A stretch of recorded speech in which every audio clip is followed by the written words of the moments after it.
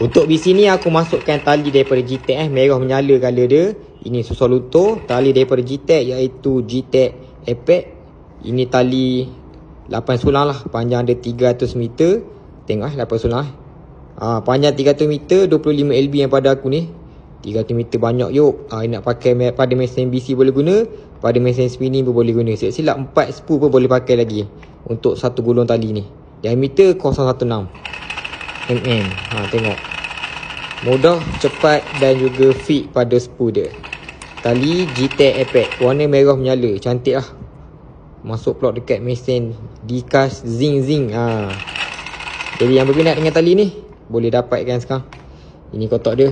Cantik. Ini kotak dia, jangan bagi kena air lah. Limited gila. Ok, selain ada 25 LB, banyak lagi pilihan LB dia. 15 LB sampailah 80 LB. Ok, jadi kita sambung masuk ke tali.